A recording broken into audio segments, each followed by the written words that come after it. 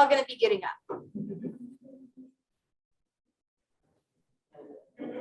If you identify with the box in the middle, let's sit right here in the middle, kind of right under the television, or just in front of the television. And then if you identify with the box on your right, come sit up here on the right. You want to sit next to the people around you because you're going to have a conversation. And what we're going to do is we are going to talk about why you chose the box you chose. So you'll want to get together with those individuals.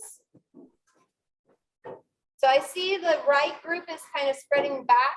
You're going to need to kind of move to the front so that way you can talk with each other. And then if you're in the middle group, just whichever one is best. I know sometimes it's hard to choose. Yes. So left box is over here. The middle box is this little cluster back here. And then the right box is over here.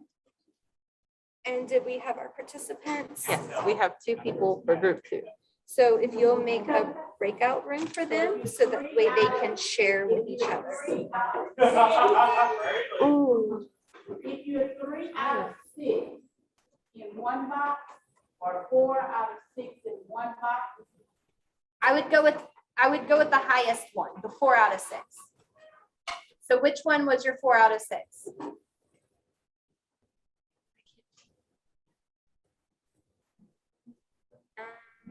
Not a co-host. Oh, there's no breakout rooms. Is there a way for them? Okay. Can you ask them to chat to each other why they chose their boxes? So what we're going to be doing is I want you to spend a couple minutes talking to each other and sharing why you chose the box you chose.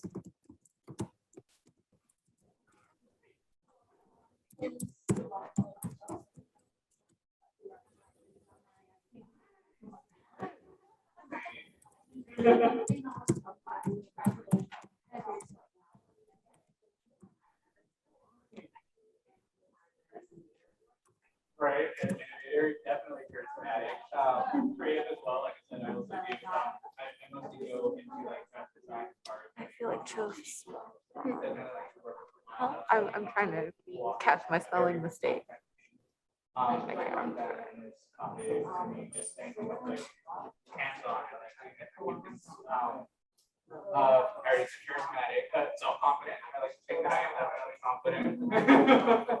And the role model, yeah, definitely. I like my actions to speak. I like to practice what I preach. I don't just like blah blah blah like gab or nothing. I back up my actions. Like if I say something, it's because I do it and execute it. There you go. I mean, I let my words speak for itself.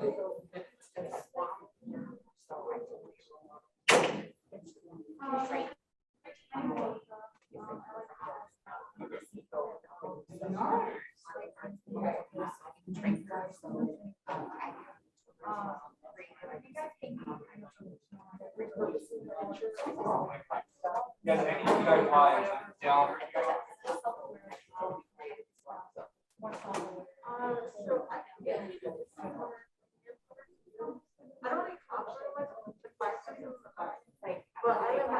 Which one do you identify? It's really hard for me to pick. It's okay. I feel like I'm in between these 2. But I feel like I probably end up in this one more. I really feel grounded in my purpose.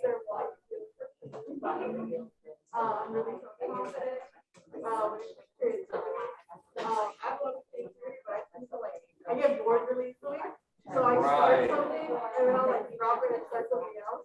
absolutely. How's the chat doing? We got, here we go. At the same time, it's ridiculous. And then like some are just Okay, and they both close to chose. students, but it's like not even that long with it. Absolutely. Yes. I'm gonna try to think of something else. It's this, yeah, right now. Like generally when it comes to like photography, because I was really have like layer after layer after layer, like master. How many of you found this hard or difficult to pick? Okay, that's okay. So the reason I had you choose is because, oh, this was my action slide, so you could be doing the thing I just told you to do. Is the reason I had you pick was because these represent different leadership styles. So leadership styles are how individuals go about performing their leadership. And there are many different kinds of leadership styles. And if you look up the literature, you'll find that not everyone agrees on the different leadership styles. And so these are some of the more common ones and some of the more recently described leadership styles. So the first one is authentic leadership. So those of us up here on our front left are our authentic leaders. The ones here in the middle are our servant leaders. And the ones on the right are our transformational leaders. Now, I will start out by saying this. There is no one right or wrong leadership style. There is a pro and a con to every leadership style. And so that's kind of what we're going to talk about in the next part of this discussion. We're going to look more in depth at each one of the leadership styles and how those leaders perform their duties, as well as come up with a common definition for what we consider that leadership style to be. So, authentic leadership. We have our word cloud here. These were the traits that you chose: self-aware, optimistic, purposeful, confident, resilient, hopeful, relational. Authentic leaders are leaders who have heart and purpose. And that heart and purpose is having compassion for others and a passion for what you're doing. And so authentic leaders, you can identify them because they are those people that you know will never steer you wrong. They don't do things for the better of themselves. They do things for the betterment of others. And so they're all about relationships, the ability to be open, the ability to establish connections, and to foster self-efficacy. So what is self-efficacy? I'm sure you've heard this term a lot today. What is that?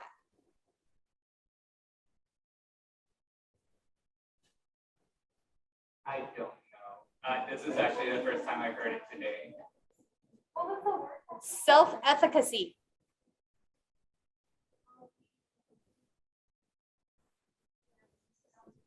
Right, it's that dependence of that process of becoming independent and being able to do things on your own.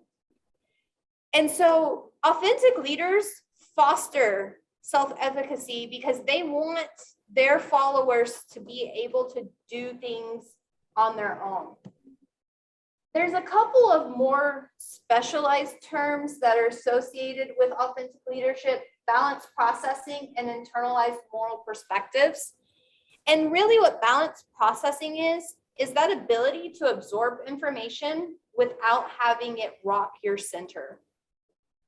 So what do I mean by that? Being self-disciplined, being able to take criticism and feedback and not taking it personally, but seeing it as an opportunity for growth. Having focus and determination. And then, of course, as we all know, that phrase, calm, cool, and collected. Now, this doesn't mean that authentic leaders will never be upset. This doesn't mean that authentic leaders will be able to always have their calm, cool, collected self. But authentic leaders use those times where they're uncomfortable and not happy with a situation as a motivation for improvement and change. And that's why it's called balanced processing, is it's taking those outliers and making it into a better proposition. And then the internalized moral perspective has to do with values. And not necessarily values that are set by society or outside, but more so those internal guidance. You know who you are, you know where you want to go, and you know the right thing to do without the guidance of others or the influence of others. And that one is actually a little bit harder to think about, because a lot of times we're conditioned socially to do the norm and to follow what is acceptable. And so it's hard to really think about that. And that's why you have to be self-aware, because without that self-awareness, it is really easy to succumb to that peer pressure and to other people telling you, this is how we've always done it, so this is the way we need to keep doing it. And so you have to know that. And to be self-aware, you've got to know your strengths and you have to know your weaknesses. And you need to surround yourself with those people who have strengths in the area where you feel you're weakest. Not so that way that you can feel threatened by them, but more so that they can help fill in the gaps that you know that exist within your leadership. And so surrounding yourself with people who have skills that you don't have help you become a better leader. And authentic leadership is knowing what you have and you don't have, so that way you can be the best leader for your followers possible. How many of you have ever been in a situation where you're like, that person is just awesome, and every time you see them, they always just know what to do or say that makes you feel like you're actually doing okay? We all know those people. They may not be true leaders as what we think of as those influential people that sit on the hill, right? But they are leaders because they are helping and guiding and getting things done with purpose. So knowing this, how would you define an authentic leader?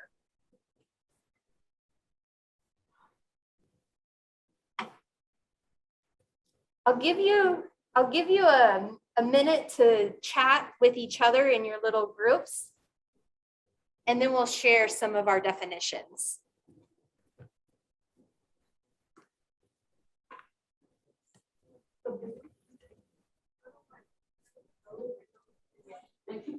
Right.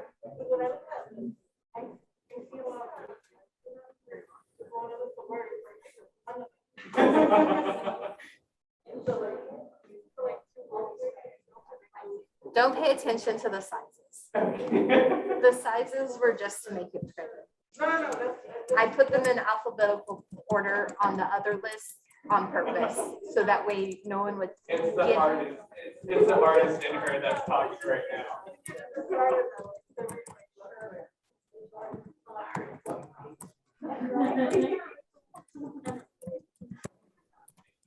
Obviously, like, I mean, they're authentic, of course.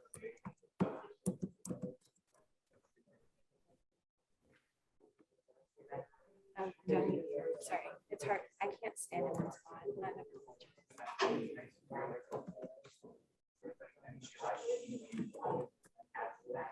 In that, like, I mean, how we trust that's what we're like, we need to be.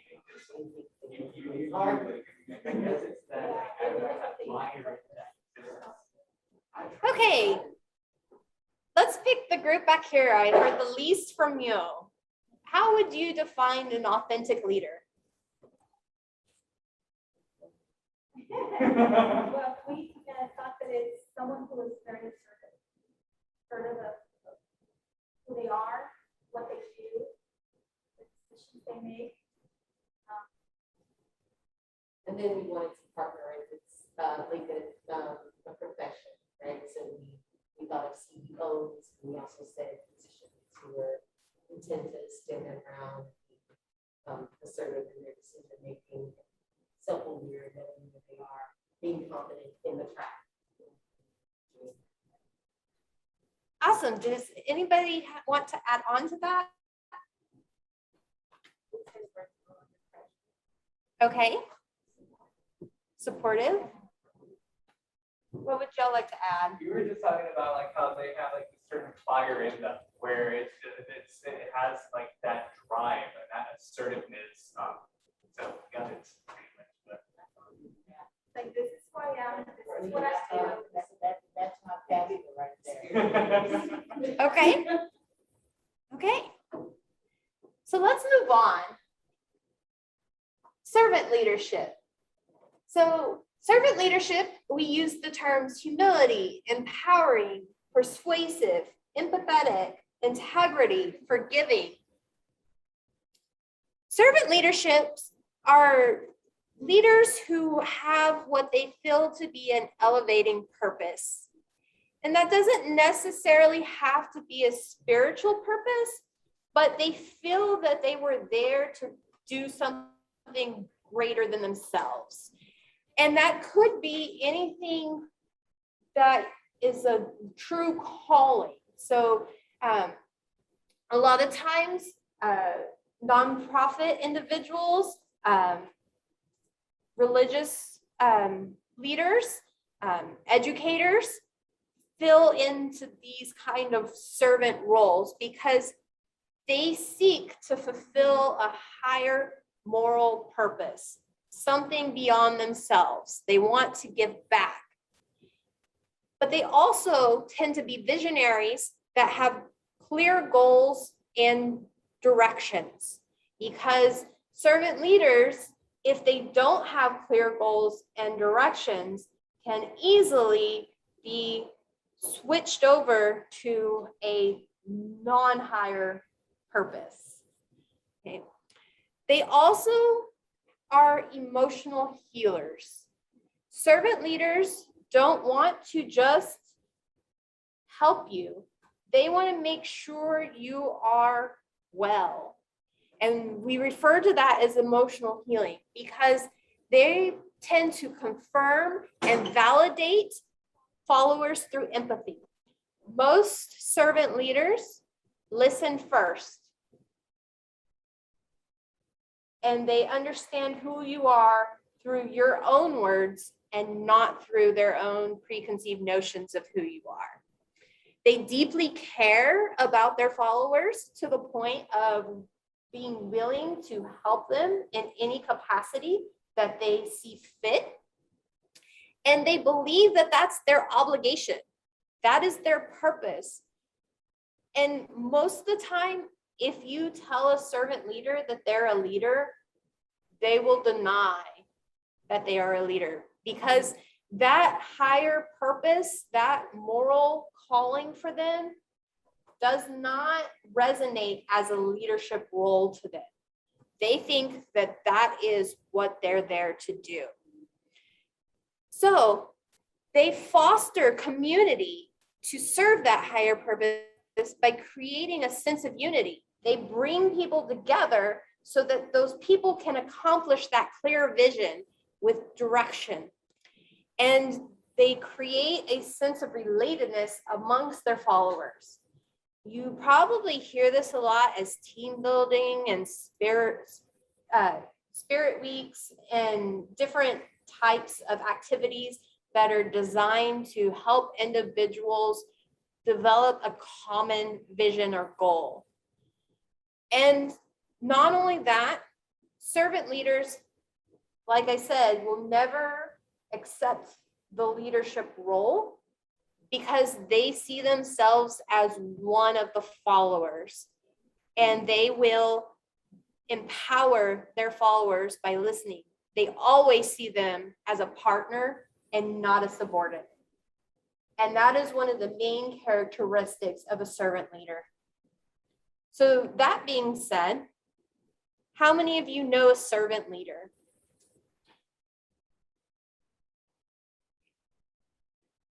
Just like the last time, what I'd like for you to do is I would like for you to take a couple minutes, work with your little group, and come up with a definition for a servant leader.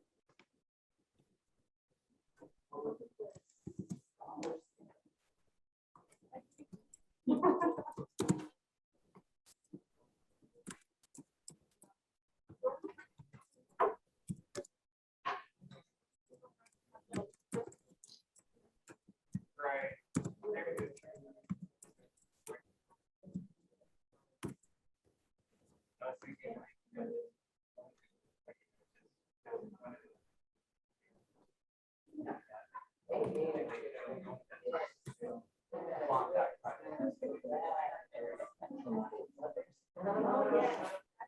Yeah, okay. Right, like help me.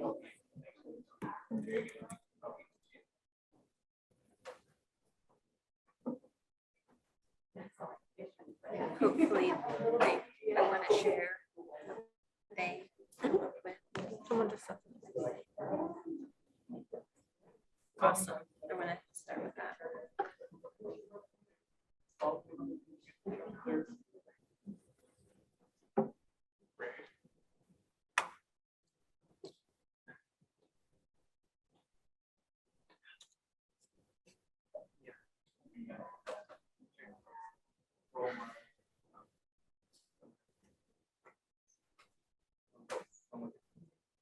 Okay, so I want to share what our online participants have said. They said that a servant leader is someone who is willing to give more than they are willing to receive. Yes.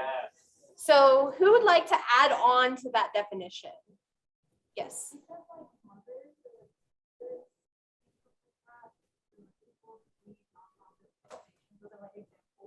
Okay. And what would you add to that? Oh, our group was talking about how they're pretty much cheerleaders, definitely, and they are role models and one with the people because they understand that they wouldn't necessarily be there if it weren't for their group, and it's not because they want to flaunt that title or flaunt that position of being a leader, but I mean they understand that. I mean it's help me help you. Like that's how it is. Like I mean they want everyone to do their best, to be their best. They're there for them no matter what. Okay. Anything you guys would like to add to that?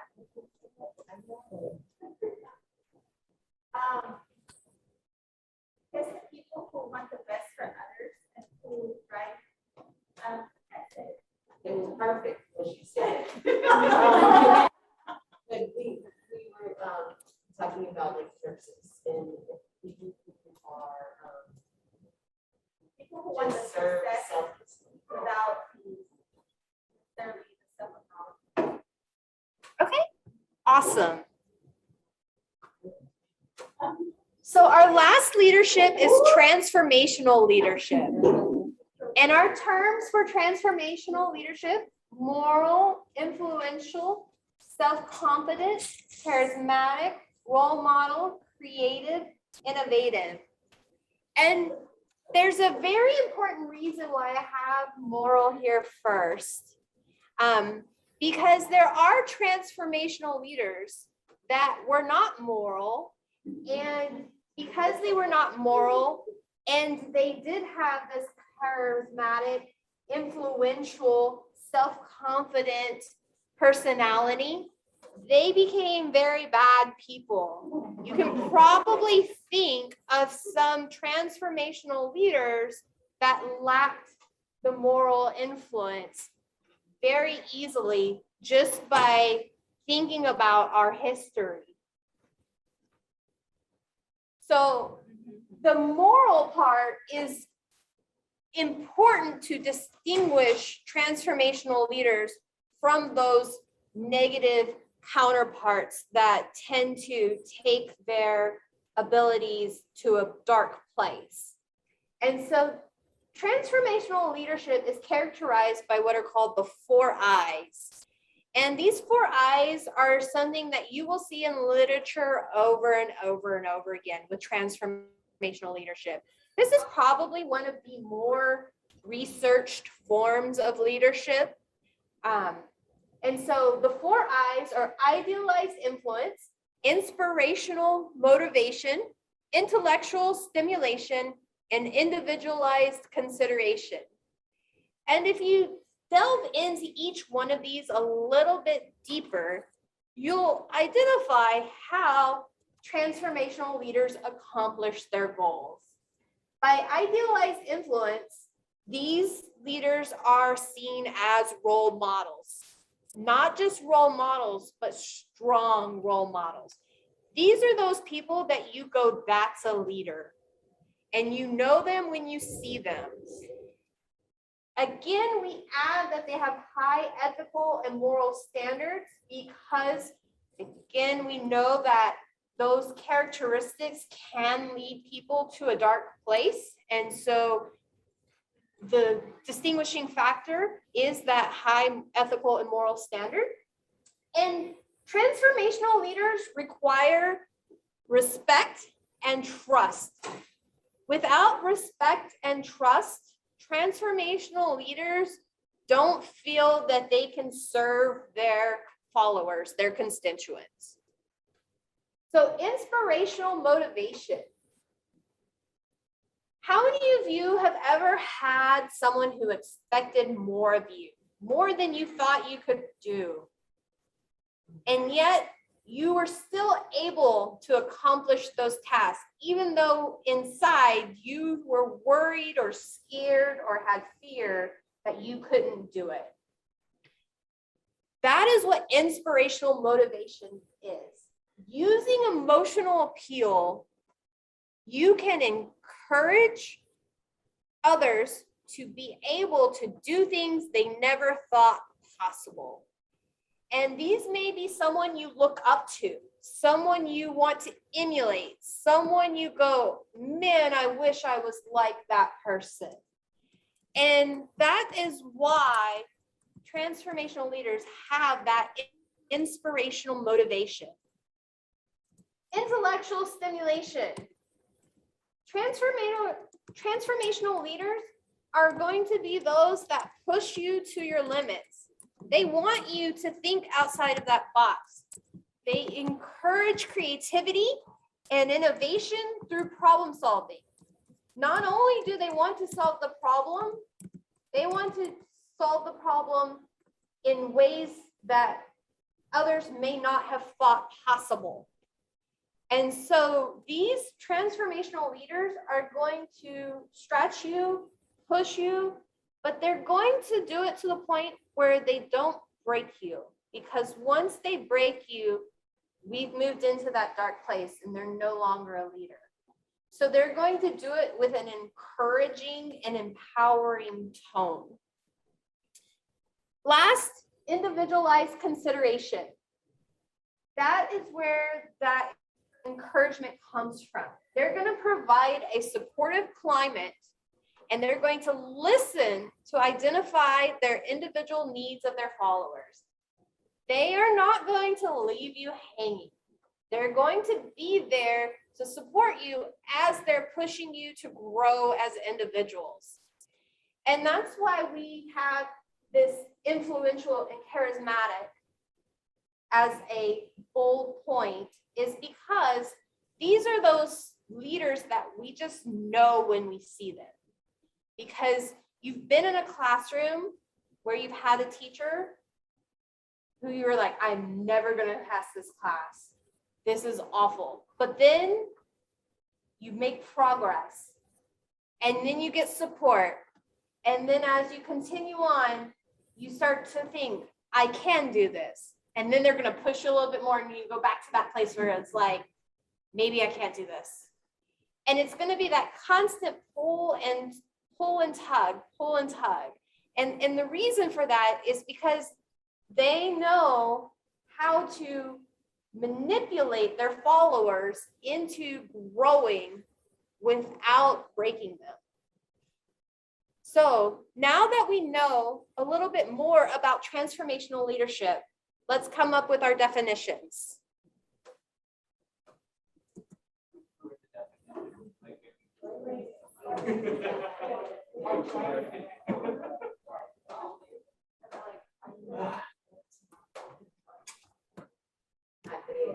Thank you. Yes.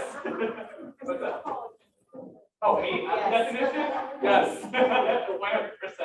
Like dictionary. I'm the picture that popped up right there.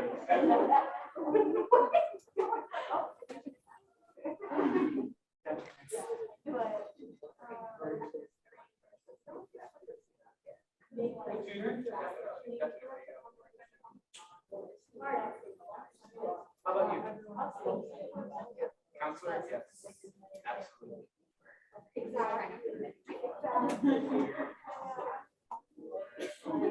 there a way to combine all of these different styles? Is there a way to like combine all these different? You're ahead of me. This all sounds so interesting. We're above that.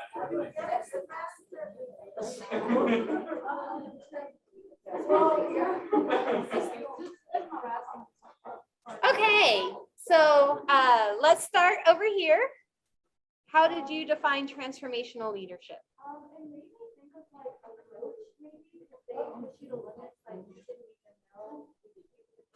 Stuff you could, stuff you didn't think you could do, you end up doing that, like pushing them to see that potential.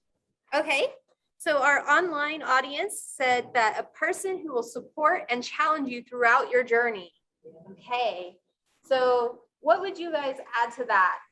We also said coach when we're like professional trainers and those people who are constantly, you feel like you said, and they feel like you're gonna break, but they're right there with you to make sure that you don't, just to push you a little further and a little. And they set the bar, once you get there, they set the bar just a little bit higher. Get there, they set it just a little higher, just. Okay, Have a certain standard and they're trying to bring you up to what they feel that's where you should be. And so little by little, say like celebrities. okay. Yes, thank you. And what would you guys add to, what would y'all add to that? It's pretty much been said already. We wrote down tutor, counselor, mentor, influencer, us. Like, I mean, just as the whole. Okay. So what I want to do before we go forward, I like how this whole group is well divided. how many of you would trade seats right now? Move to the seat that you feel most describes you. Now that we know the definitions. We have to move. No, if you feel that yours actually did describe you well, but if you feel that maybe one described you a little bit more than what you originally thought, feel free to get up and move. Set our way. No, we're Set okay. our way.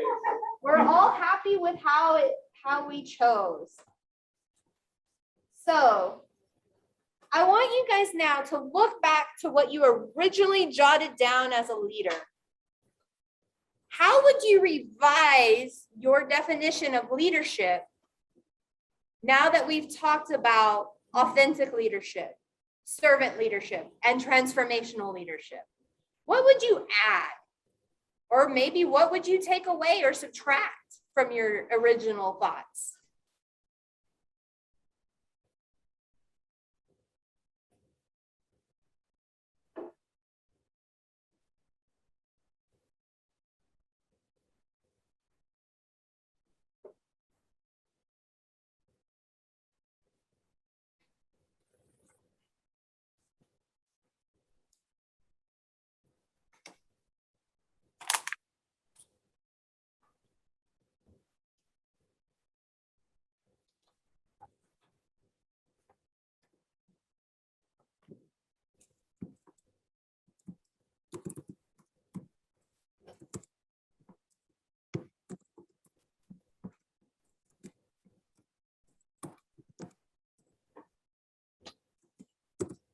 Does anybody want to share their revised definition of a leader? Yes. Well, I just added authority to the list. I put intentional. Okay.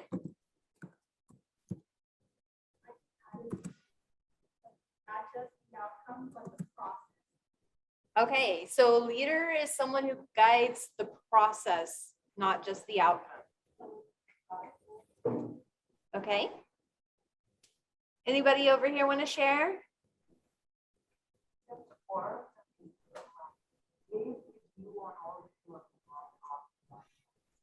Okay.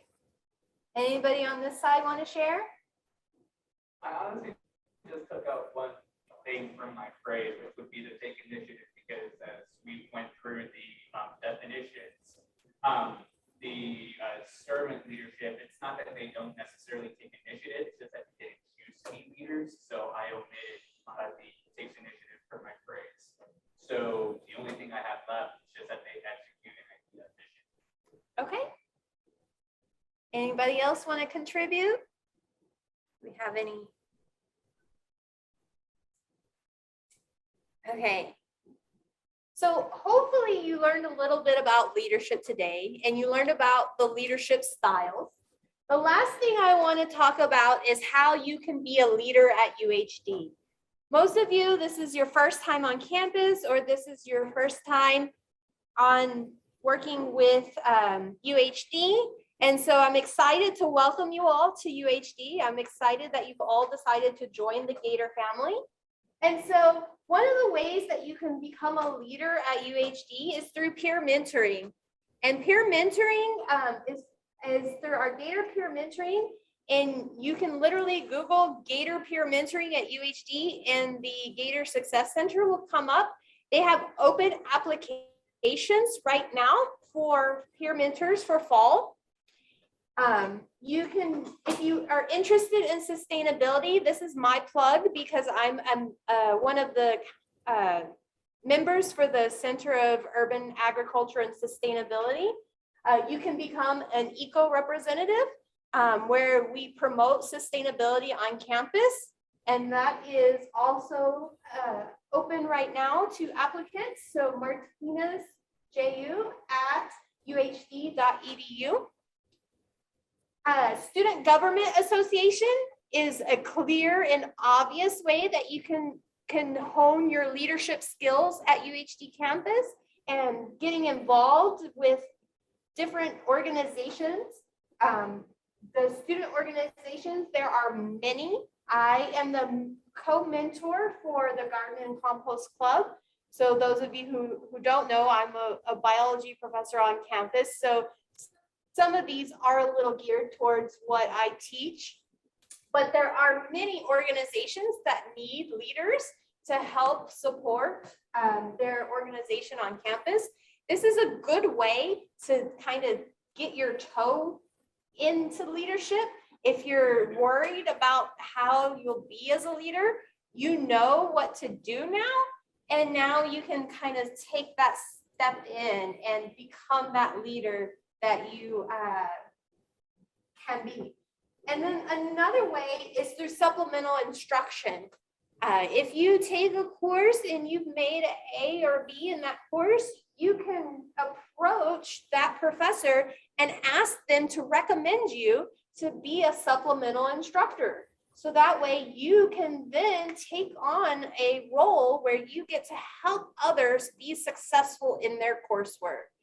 And so these are just the ways that you can be a leader at UHD. There are many others, but these were the most prominent and easy ways.